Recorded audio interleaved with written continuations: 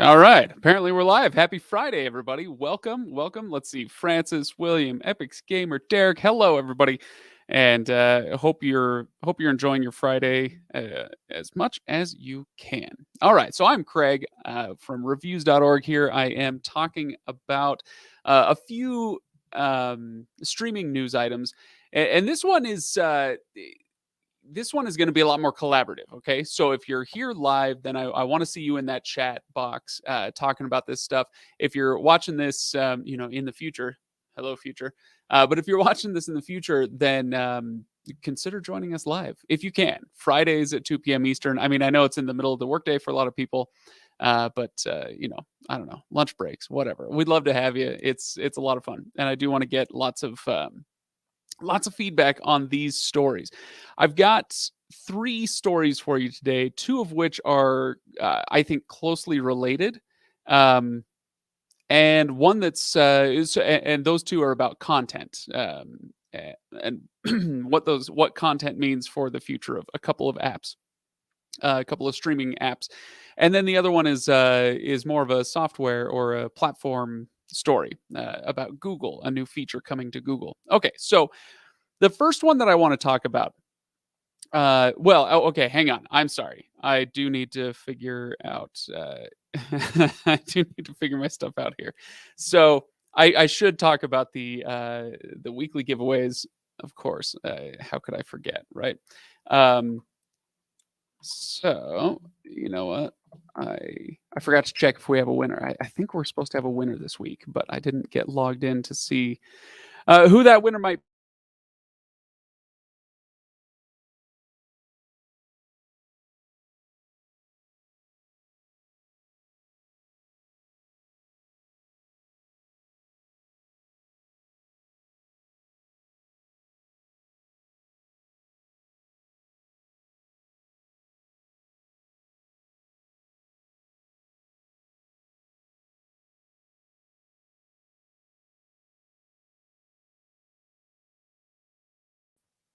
Oh, I'm back. Okay. Sorry about that. I don't know if you could still see me, or I mean, I don't know if you could still hear me, but it looked like I kind of disappeared off of the stream for a little while. Okay, so sorry, the weekly giveaways. We do have a winner this week. The It was a $50 Amazon gift card, and this one, um, we're yeah. Let's see. This one, the winner for the Amazon $50 gift card is Paul Rodriguez. Paul Rodriguez. So I hope you're watching, Paul. Even if you're not, we'll be emailing Paul to let him know about that. So congratulations to Paul Rodriguez for the $50 Amazon gift card. We're going to do another Amazon gift card. This one is going to run a little longer than normal. I'll need to, check in on what the future of our giveaways is. But yeah, we are still doing them. So um, anyway, so yeah, please go to reviews.org/giveaways. It's very easy to enter. $50 Amazon gift card. You do whatever you want with it. All right. So now that we're back up and running, at least I hope we're back up and running. Epics Gamer says I am back. Okay, that's good. Whew, sorry about that. All right. So now that I've got that out of the way, I've got a few news stories, like I said. This one, it's an interesting question. It's about Disney Plus, okay? The question at hand is whether Disney Plus can or should allow adult-oriented content on there. I don't mean adult like the internet version of adult. I mean content that is geared toward adults. Okay, so here's what I mean. Let me pull this story up for you. There we go. You know what? We can make that a little bigger. Parents TV Council warns TVMA Marvel series on Disney Plus could destroy the Disney brand. Wow, destroy the Disney brand. All right, that's a bold claim, Cotton. This one here, let's blow this up even a little bit more, so I can make sure you guys can see that. All right, so if you're not familiar, at the end of February, I want to say it was the end of February, the Marvel Netflix collaborations left Netflix. So that's Daredevil, Jessica Jones, the Defenders. I think we talked about this a little bit last week. So they left Netflix, and now I think it's like what, T minus 4 days and counting, something like that, before they hit Disney Plus. And so people are a little up in arms over this. It's an interesting question. Does this what does this mean for the Disney brand? Does this matter to you guys? Does this is this something that you think is okay, desirable, undesirable? I'm interested to get everybody's takes.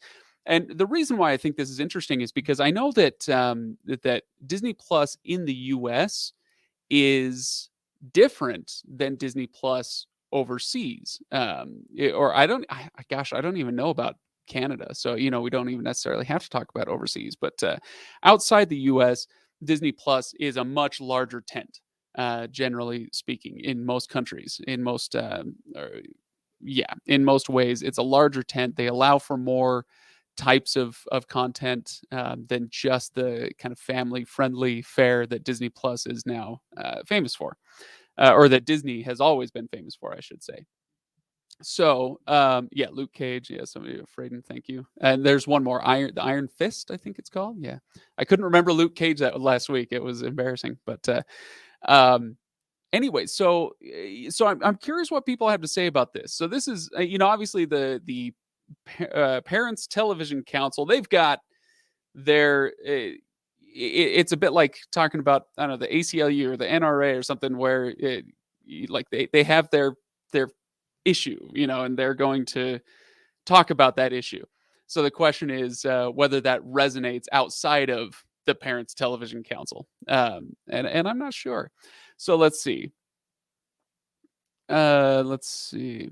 Oh yeah, okay. So yeah, on the Star brand. So BK Dan is kind of talking about what I did. They shouldn't bow because they already put MA stuff. Oh, I see. So they shouldn't back off of this idea, yeah, because they put MA stuff on Disney Plus internationally on the brand Star. Yeah, exactly. The question is, but cultures are different, countries are different. Uh, what we do and don't allow, whether it's content like this or advertisements or whatever. There are, I think, legitimate disagreements to be had, and so I'm not entirely sure where I come down on this. From a macro perspective. I know from my own perspective, it's like, hey, put everything in the world that Disney owns on Disney Plus. Great, because I'm subscribed to Disney Plus and I'd love to have access to it. But I can also get the argument that's like, yeah, well, you don't want everybody to have access to everything. Let's see. Epix Gamer says it's called parental controls. Yes. Although I will say, the world of parental controls is not as cut and dried as I would hope that it is. As a father of a 5-year-old and an 8-year-old, parental controls is important to me. Uh, like I have a daughter who spends way too much time on YouTube Kids, and the stuff I see her watching, I'm just like, this is not exactly edifying, right? It's not like bad, but it's also just kind of dumb. So I would like a little more control over things sometimes, but that's coming from a father of a couple of young kids. So why don't they put it on Hulu here in the US? Now we're getting somewhere. Hold that thought. Okay, Alec, that's a great thought. Let's see. Can't you parental block in that app or your TV based on ratings? I know many of them do allow for that. I'm not 100% sure. Like, I know you can do that with Prime Video. I'm not 100% sure on Disney Plus, but yeah, that sounds very familiar. Oh, and Epix Gamer saying yes, you can. Let's see. In UK, we have stars. I'm not sure what that means exactly. Does that mean like a star rating system? And if it's like above a certain number of stars, then it's mature, or like I'm not sure what you mean by that, but it's interesting. Let's see. They are going to update their parental controls when these movies and shows hit Disney Plus. Interesting. I haven't heard that, but I'd be interested to see if they do. All right. So Frayden says put it on Hulu. Disney Plus is looked at as family oriented, or just tighten up the parental controls. Okay. All right. The same people who wanted us to put stickers on records in the 80s. Yeah, well, it's an argument that ultimately they lost. Um, but but that's not to say that there's no point there. So, but yeah, you're right. It is the same group that said that sort of thing, or the same. It's at least the same type of folks. Um, all right. Heard they won't allow Deadpool on Disney because it's R.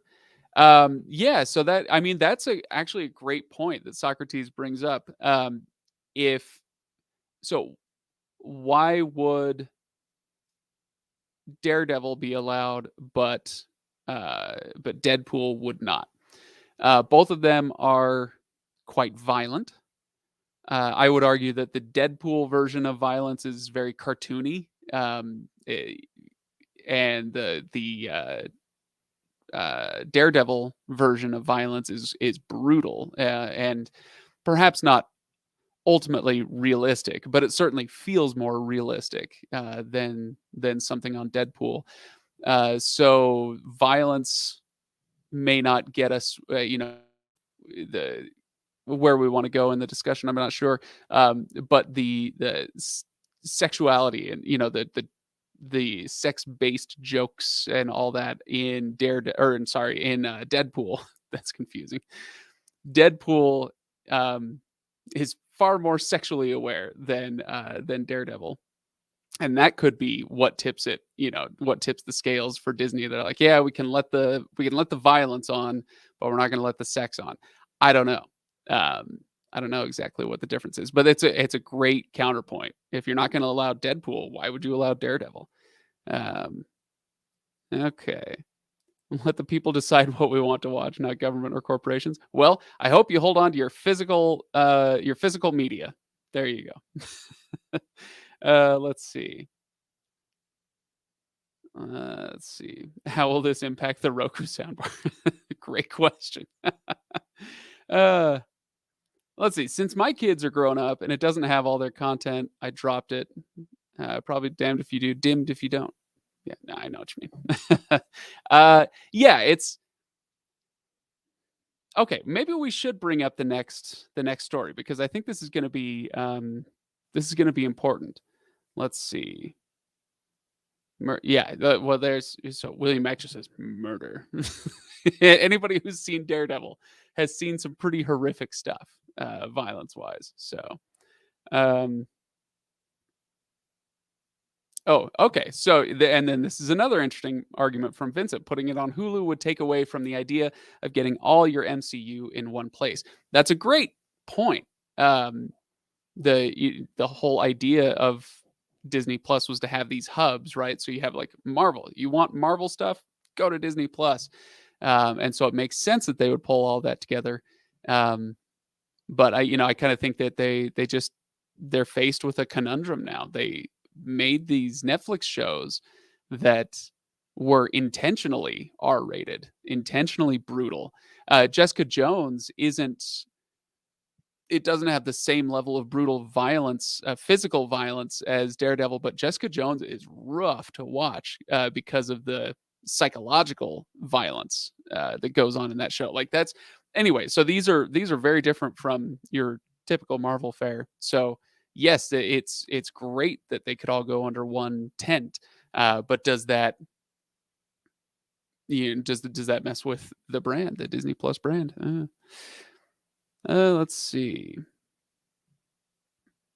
As far as I know, let's see, on Disney Plus right now, they have TV 14, up to TV 14. They're going to up it to MA with Marvel. Yeah, there you go. Let's see. Z hated Deadpool. Well, all right.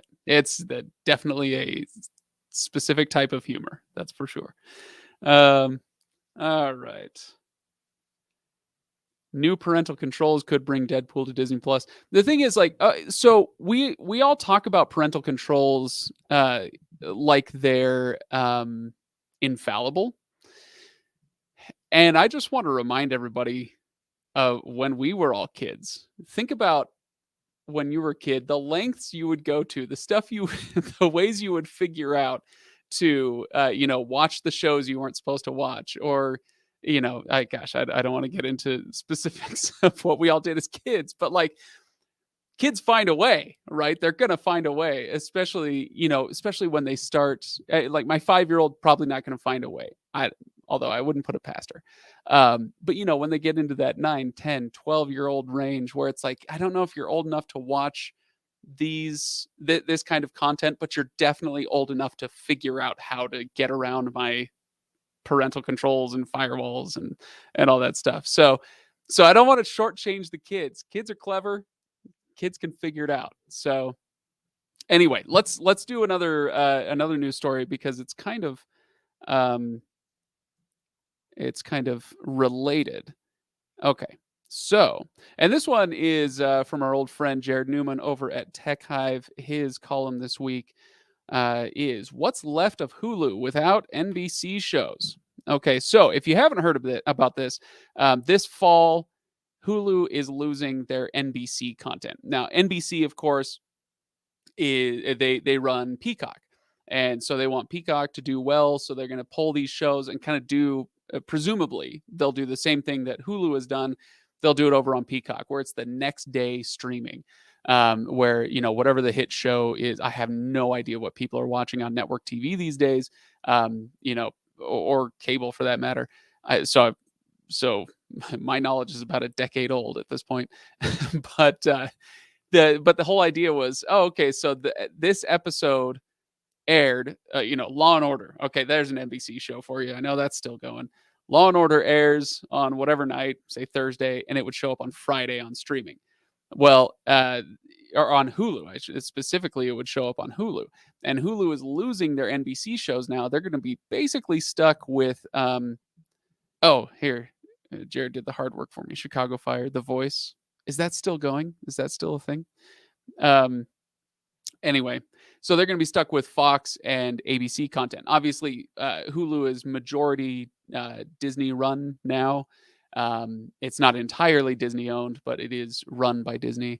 And so ABC and Fox both being Disney owned, it makes sense that they'll be pulling all that in there.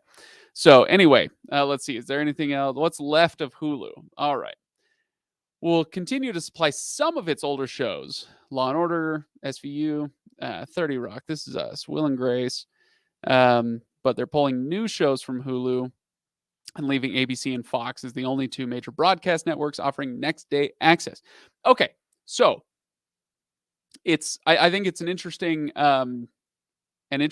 thing to think about for the next few months. This isn't going down right away. Like he said, this fall that these things will be leaving.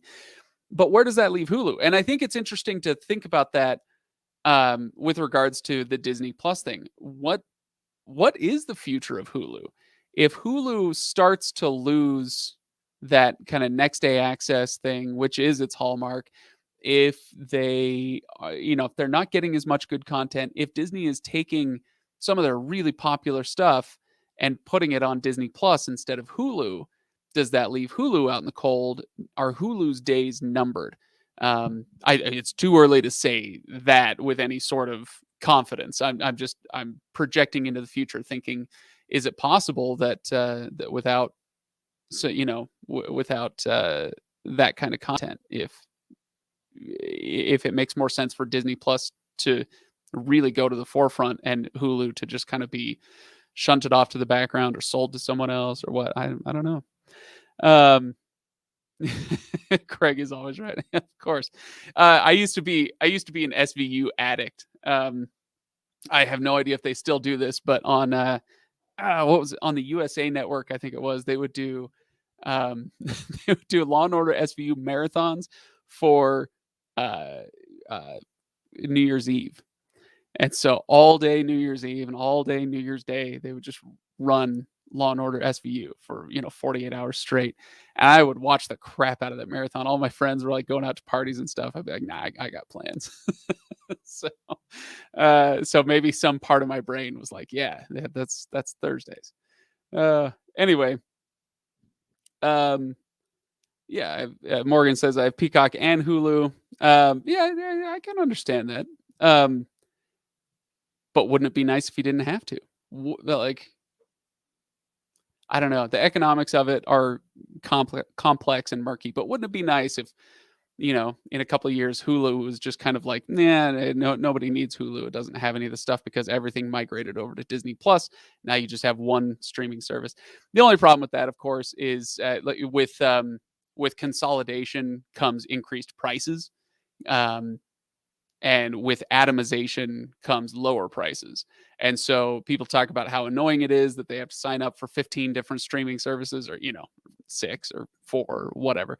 They have to sign up for all these different streaming services, but you don't have to, right? And so with that atomization, you can choose to pay $20 a month for TV or $70 a month for TV, depending on how much TV you want.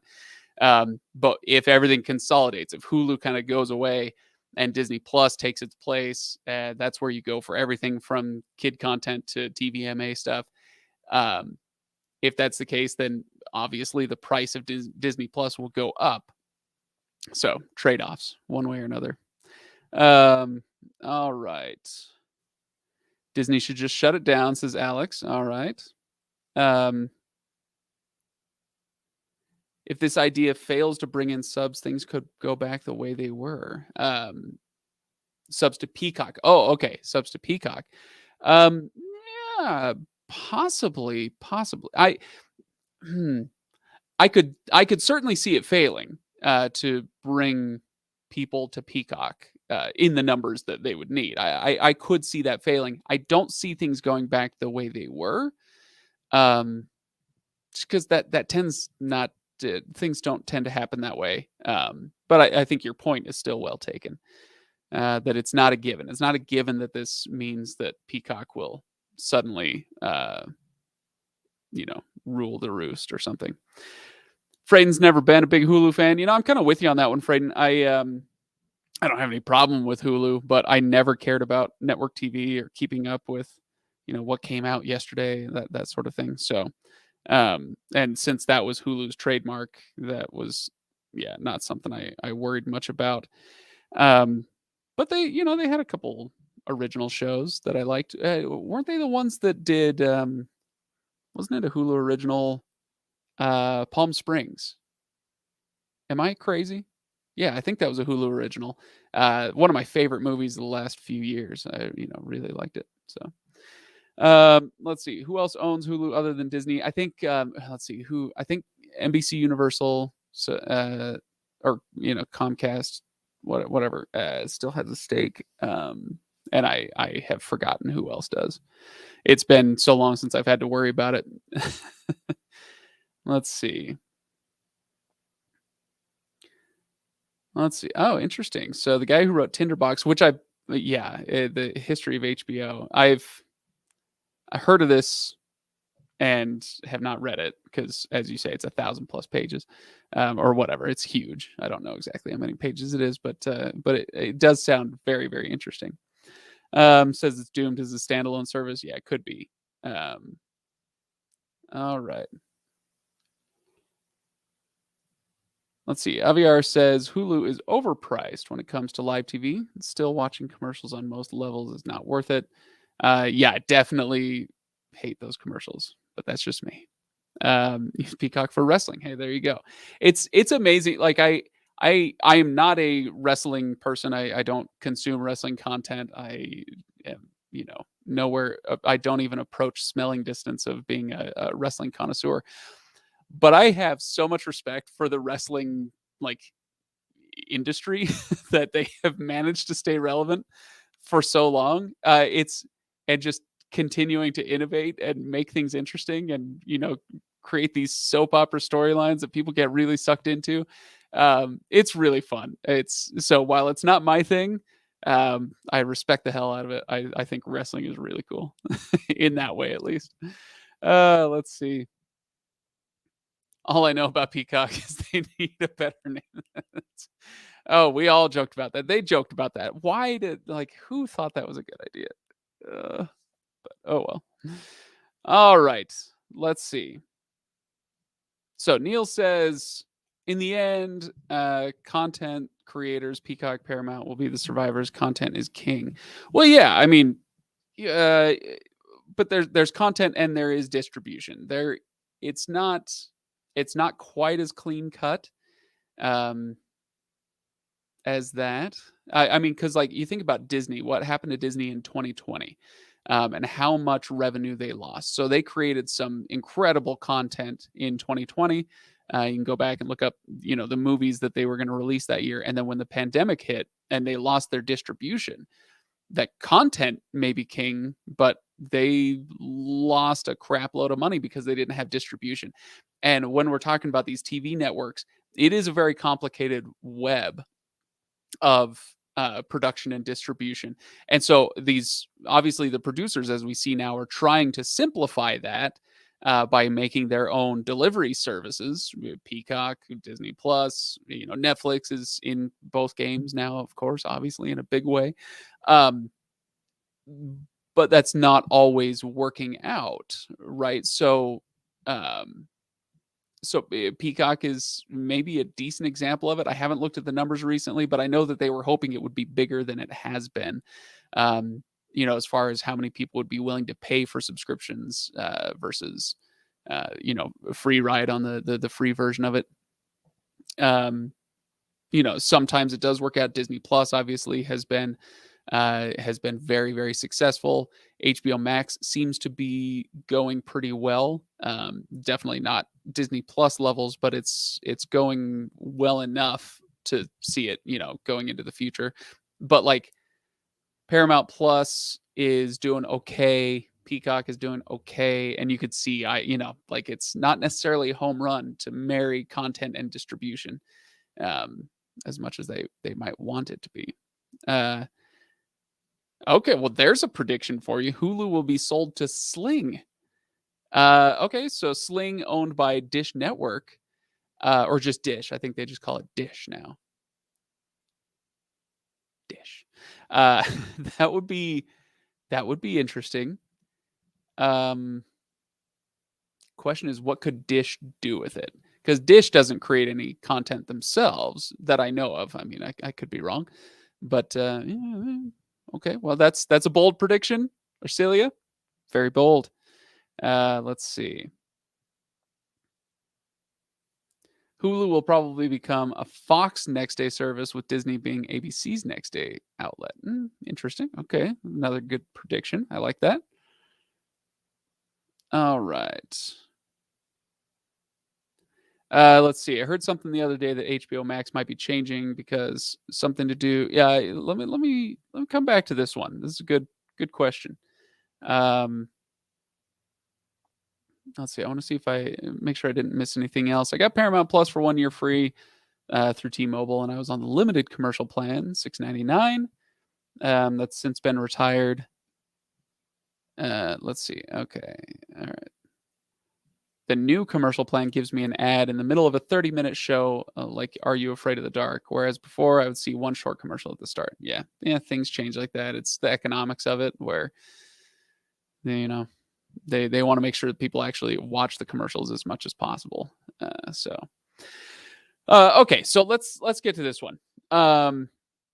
Heard somewhere the other day that HBO Max might be changing because something to do with ownership with Turner and Warner Media. Do you know anything about that? Yeah. So AT&T is merging HBO with Discovery. So Discovery Networks. Yeah, it's a huge.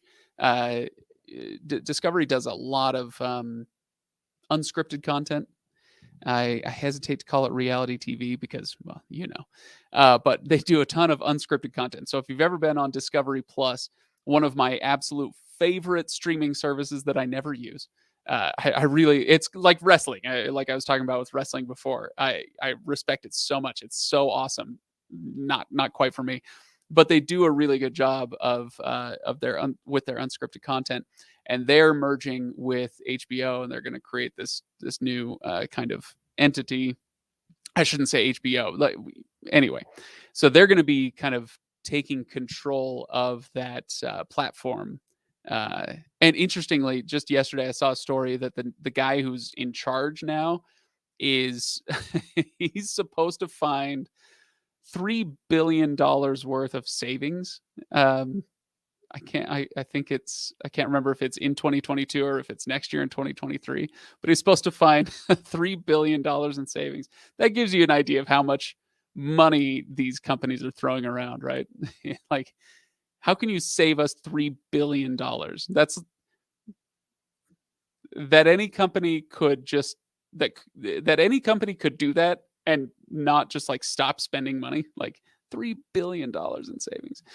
So yeah, we don't know what the changes are going to be yet. We don't know what it's going to look like. Are they gonna bring Discovery Plus content onto HBO Max, or is it what will the merger look like? No details yet. We'll see. Um, but when we do have details, I'll be sure to make a full length video about that one. So let's see. Where would you say Prime Video plays into the game of streaming? Well, you know what? Let me answer this one after I do one more news story. Okay, so BK Dan, I want you to hold on to that one. Okay, um, and I do want to just highlight one more thing, and then we'll get back to this kind of Q&A stuff. Okay. Um, all right. So let me. Oh! Stop it! Stop it! Okay, there we go. All right. One more news item, then we'll call it good. And this comes from, I don't even know which site this is. Tech Radar. That is a lot of ads. Tech Radar. Jiminy Christmas. Google's latest TV app update could help it one up Roku. All right. So on Roku, we've got a feature called My Feed. It allows you to track shows and movies. And now Google's putting a twist to it. They're calling it highlights. So if you've got a Google phone, if you've ever seen if you've used an Android phone, you can get Google News, where it just kind of sends you push notifications if a news item that it thinks would be of interest to you, it just comes up. Then you get a notification. You can click on that, go to wherever that story is located. Okay, so it's pretty decent little news service. I use it frequently, actually daily. And they want to do this with streaming now. So let's go on with this. All right. So it's called Highlights. It's Google News feed for your favorite shows and movies. You'll not only hear about which streaming service that they're coming to via news updates, you'll also be able to see behind the scenes clips, updates, and more. Okay. So basically, what they're doing. All right. So let's finish this out. Should you find a new show or movie that you want to watch while browsing highlights, you can save it to your watch list from the app and have it show up on your TV at home. So essentially what we're talking about here is the thing I love about Google TV, which is that it pulls all of your continue watching, your my lists, all that stuff. It pulls it into one location, so you don't have to bounce between apps constantly. It does its best. It's not perfect, but it does its best to pull everything into one location. And now they're talking about doing that on your phone, where you'll have like a Google News style streaming feed, and you'll be able to say, hey, I'm interested in that. Oh, okay, so that's coming to HBO Max, and I'm actually subscribed to that one. Great. Star it, and then it'll show up on your Google TV, so seamlessly integrate. That's the idea behind it. And I think it's a pretty good idea. Oh, sorry, I shouldn't have left that up the whole time I was talking about that. But I think it's a pretty good idea. Obviously, the more we can do to it's almost like the best of both worlds. I was talking about consolidation versus atomization before, and the trade-offs that come with both of those. This is a bit like trying to get the best of both worlds, where you have atomized content distribution, which tends to keep the price lower with all that fierce competition going on. But then you're consolidating your own list in Google TV's platform, which is obviously more convenient. So it tends to be that convenience comes with a cost. But with this particular feature, it could circumvent some of that normal stuff. So anyway, I'm curious to hear what you guys think about it. While you discuss that, okay, so let me go back to this one from BK Dan. Where would you say Prime Video plays into the game of streaming? This is a great question, and it's why I've always had a hard time when I'm doing like rankings or comparisons between different streaming services, and then you throw Prime Video into the mix, and it just screws everything up. And the reason why uh, is that Prime Video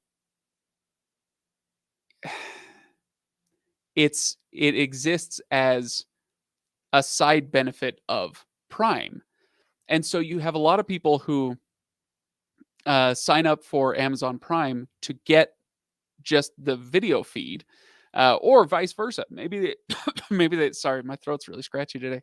Maybe they just sign up to get the free shipping, and the video stuff is incidental, and they never watch it.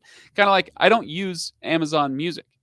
I even have Echo devices all around my house. I don't use it. I use Spotify, but that's a benefit that comes with Prime, right? But they can say because I am a Prime subscriber, they can also count me as a an Amazon Music subscriber.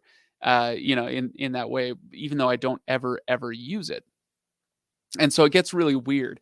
What are the economic incentives? What are their actual subscriber counts? Or I should say, what are their actual viewer counts? And these are questions that we don't know. We don't know the answer to that. They've definitely had a couple big shows recently, and they have more big shows coming. So Prime Video is making a play to be one. I mean, they already are kind of one of the big boys, but you know what I mean, like one of the talked about, one of the newsworthy streaming services. We'll see how it goes. But yeah, it's a funky one. I've never been able to figure out how to talk about Prime Video with all the others. It's always kind of set off to the side. So, but it's a good question. All right. Um, let's see. I wanted to ask you, Vontronics. Is it a legitimate app? I've never heard of it. And if I've never heard of it, it's not legitimate. Just kidding. I don't know. Let's see. All right. Let's see if I can catch up to everybody here. So William Mack says, it all sounds a little too intrusive to me. I like looking for my news or my movies and programs, not for Google to push them to me. And that is, I can understand that. One of the dangers I see in that is it becomes essentially an advertising service where instead of like, hey, because you watched this, you might want to watch that also. Um, like it makes sense. Our algorithm is telling us that hey, you liked watching Daredevil, try Jessica Jones, whatever. Um, that makes a lot of sense to me, and I like it. I like Google's recommendation algorithm, but it could become, if the dollar signs make a lot of sense, it could be a thing where it's like uh, where a distributor or a creator, content creator, or a studio comes to Google and says, "Hey, we're trying to make this movie big, and so we're going to pay you to slide it into people's DMs, so to speak. You get those push notifications that this new movie is coming out." Um, where and it kind of reminds me a little bit of Netflix isn't as bad at this anymore, but they still do it. But it was ridiculous when they first got really into their content creation, where it was like, because you watched The Queen's Gambit, you'll love Norseman, or something, whatever, whatever the titles would be. It's like, you watch this thing, so watch our other Netflix show. And it's like these things have nothing to do with each other. Why would this make me like that? I pulled two shows out of my rear end. Whatever, fill in the blank. You know what I'm talking about. So yeah, I could see that there could be some downsides to it for sure. Let's see. Let's see. Vincent appreciates the interaction. Hey, you know what? I appreciate you being here, Vincent. I appreciate that a lot. It's good to have you here. All right. So let's see. Let's see. I've got some of the push notifications from Google, and I put a question about a series, and now I usually daily get every story on the net about it. It's just annoying. I understand that. Yeah, I the Jussie Smollett trial is kind of, or I think, did he actually get sentenced? It doesn't matter. We're not actually digging into that, but it was like 9 months ago. I read a news story on that, and I got push notifications about Jussie Smollett for 9 months, and I'm like, I stopped caring about this a while ago, but they didn't seem to figure that out. So yeah, it happens for sure. Um, oh, this would be interesting. Can you do a comparison of Spotify versus Apple Music? This would be very different for me, but it would be actually very near and dear to my heart. I'm a mega music guy. I love music. Music is like in my soul. Constantly listening to music. And so yeah, you know what? That's not a bad idea. I like it. Arcelia, thank you. I should do a Spotify versus Apple Music. Um, but yeah, at a certain point, it's like, let's see, what year is this? 2022. So if 8 years ago we had said, Netflix versus fill in any other streaming service, and it's like, well, there's no real comparison because Netflix is so massive that like it's folly to compare it with anything else. And I don't know because I haven't looked at the numbers, but I imagine Spotify is in a very similar boat where it's currently the Netflix of music, where there's no real, or even just audio, right? Because they've got their podcasts on there now. I think they're doing audiobooks on Spotify now, or going to at some point. Anyway, so yeah, it may be a fool's errand, but I love that suggestion. That could be really good. Um, okay, so let's see if there's any other. Uh, uh, uh. Let's see. Socrates says Vontronics looks like it at least deserves a review. Sounds too good to be true. No channel list and not available on Roku. Yeah, I've never heard of it. I'll look into it after we're done, after we wrap up here. But anytime somebody says sounds too good to be true, my response is probably is. Apple TV Plus added baseball just in time as baseball is finally back. You guys, this isn't the place to talk about sports ad nauseum, but I will just say, screw that noise. I need baseball. I need it. I need it bad. So yeah, Apple TV Plus adding baseball, that's a big deal for me for sure. Let's see. I don't know why, but I love those types of videos like Spotify versus Apple Music. It's just one of those weird things I watch. So yeah, I love that idea. Yeah, they do tend to be popular, and I've gotten away from them recently, and so I should probably get back on track with some versus videos. My theory why people like, oh, okay, sorry, real quick, IPTV. Enough said. Yeah, there you go. All right. So if nobody knows what he's talking about, don't worry about it. I kind of figured that would be the case. Okay, so my theory about why people love versus videos is you probably have a segment of the viewership that's actually trying to make a decision. And so they're helpful that way. It's like, all right, here's what you get on Spotify, here's what you get on Apple Music. And it can if I do it right, it can be helpful. Like I remember doing these for Hulu Live versus YouTube TV or something like that. It can be helpful in letting people know where their money might go, what's best for them. But I think the larger segment of viewers for those are people who have already made their decision and they're going to watch the video and either have their decision validated and be really happy and excited about that, or I come to a different conclusion than they do, and they get really mad. They go in the comments and excuse me, they go in the comments and they're like, well, but there's this thing about this service, and how dare you shortchange that, this, that, and the other. So people love either being validated or having a reason to get upset, or potentially be informed and make a better decision. That's where I wish most people came from. But yeah, those versus videos tend to do really well, and I think it's got to have something to do with why. So, all right.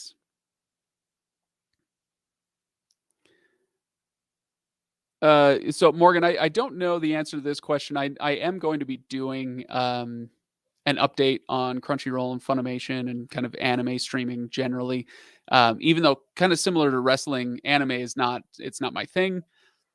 doesn't mean I have any problem with it. It just never grabbed my attention, and so I don't keep super close tabs on it. But I am going to be doing an update video on that. One of my most successful videos of all time was how to watch anime, how to stream anime, and so I'll be doing a follow up on that. But I don't know off the top of my head answers to any of the Crunchyroll or Funimation questions right now. So let's see. Is it a coincidence that a day after Apple announces they'll be carrying baseball, the lockout ends? Uh, Probably, honestly. It's fun to kind of come up with little conspiracy theories. This would be a harmless conspiracy theory for the most part, but it's fun to come up with little conspiracy theories. But from what I understand, having loosely followed the lockout and the negotiations, I doubt that this had much of anything to do with it. So let's see.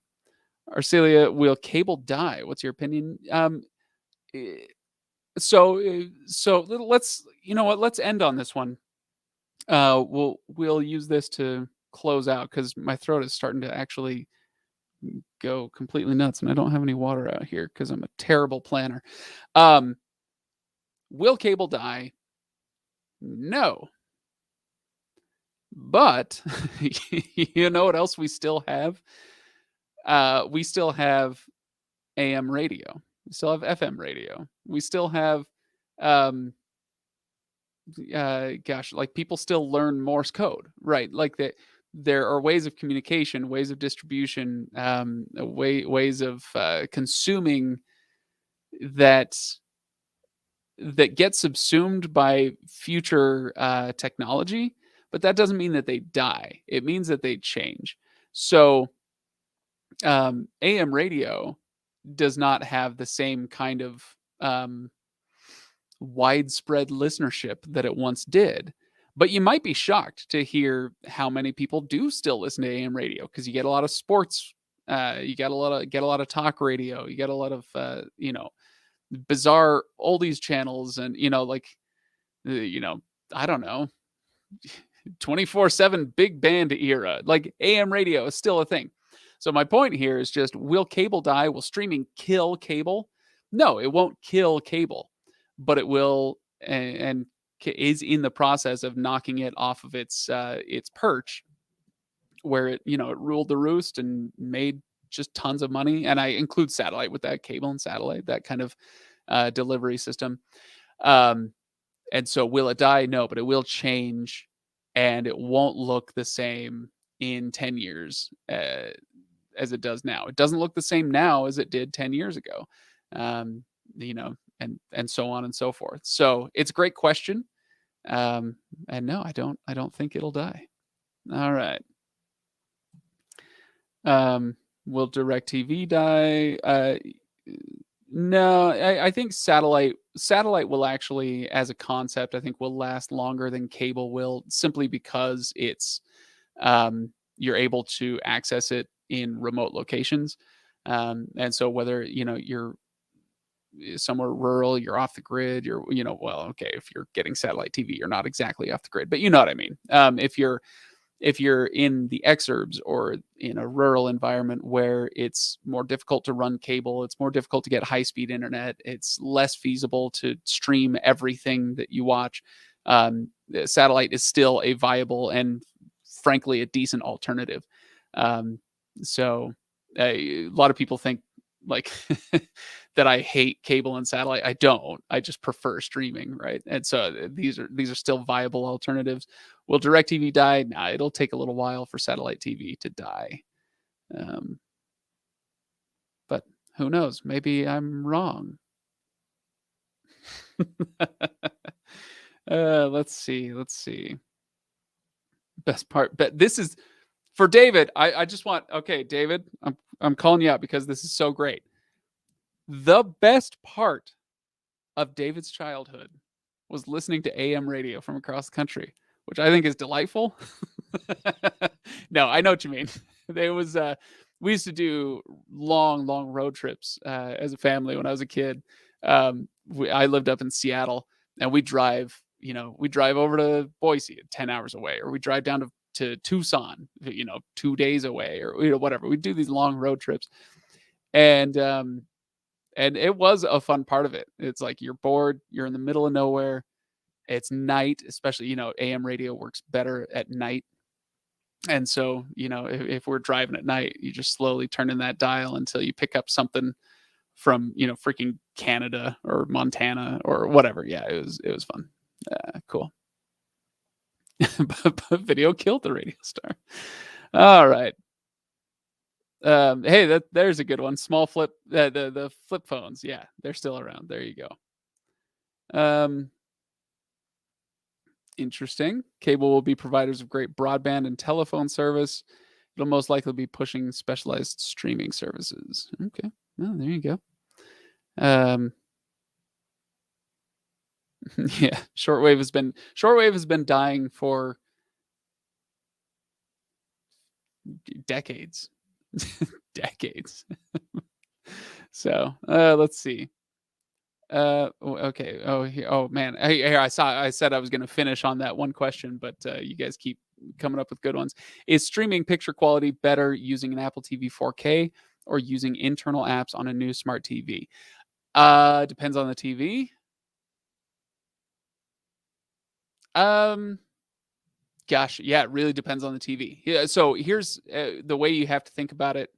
Um, is your whether it's picture quality or sound quality, and you could do this with internet connection quality as well. Your the quality will your quality will only be as good as the weakest part of the system. So, um, if you get a smart TV that can do 4K, HDR10, Dolby, what like if the TV can do all that stuff, then it's going to be as good as the Apple TV 4K that does all that.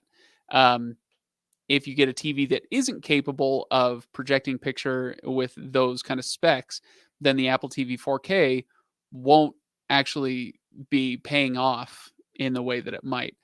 Most new TVs these days are going to be able to handle that, unless you get a really quite cheap one. So yeah, which if you're thinking of investing in an Apple TV 4K just for the picture quality, don't worry about that, because if you get a new TV, as long as it's not a crappy one, if you get a new TV, it'll be able to handle most of that picture stuff, or all of it. Um, but yeah, does that make sense? Just think about what the weakest link in the chain is going to be, and that goes down to cables as well. Like if you've got this spanking new Apple TV 4K. Okay, I say spanking new, but the new model is like a year or two old now. But if you have an HDMI cable that's 12 years old and isn't up to the new specs, then it's not going to transmit the picture in the way that that it needs. Um, so that's something to consider as well. All right. Uh, and let's see. In your opinion, will the PTA? So we going back to our first news story, the parents television something. What do they call it? The PTC, the Parent Television Council, um, affect Disney putting the Marvel shows on the service 5 days away.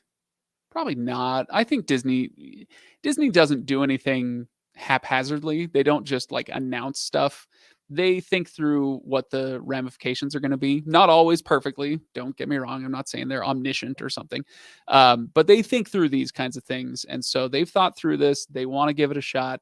They want to see what happens, and of course you're going to get the Parents Television Council and like-minded groups. Of course you're going to get them kind of raising a hue and cry about this sort of thing, but unless they see an outcry from their actual viewership, unless there's a generalized outcry, then I don't see it as anything other than a win for them, because they're getting more breadth of content on Disney Plus. So they could screw it up, with parental controls and whatnot, and so suddenly people are like, "Oh my gosh, my 6-year-old watched Matt Murdock bash a guy's face in a hallway." Like it could go wrong, but I'm guessing that they've thought this one through. So So no, I don't think I don't think they'll put it off. Could be wrong. I don't think I'm wrong. Let's see.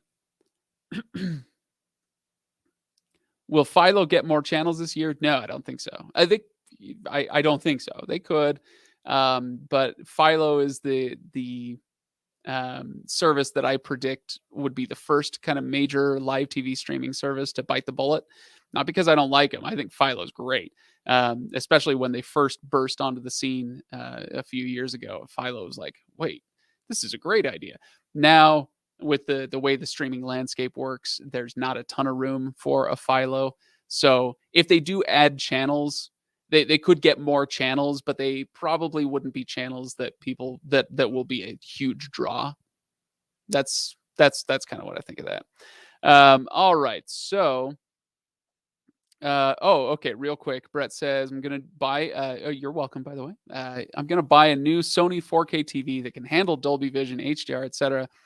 So Apple TV 4K probably won't improve picture quality. That's true. Sony, real quick, before I go, Sony Smart TV, what's OS? What do they run on Android? Yeah, they run on an Android TV platform. Anyway, so the only thing to consider with these other devices is that just making sure you have access to all of the apps that you want available. And so Sony TVs, I think, are fine. You know, you get with Samsung and LG, they kind of have their own proprietary-ish platforms, and so they don't always get every app that something like a Roku or a Fire TV would. And so that might be something to consider. And Apple TV 4K would be a heck of an investment just to get access to a couple of apps that aren't, elsewhere. You could do it for cheaper.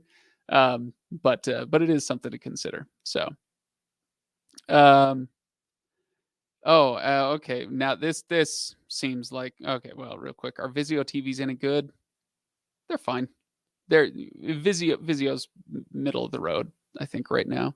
So, I mean, you can any TV brand. TCL is known for their discount TVs, right? They're cheap TVs, but you can actually buy pretty expensive TCL TVs that have some kick-ass technology in them.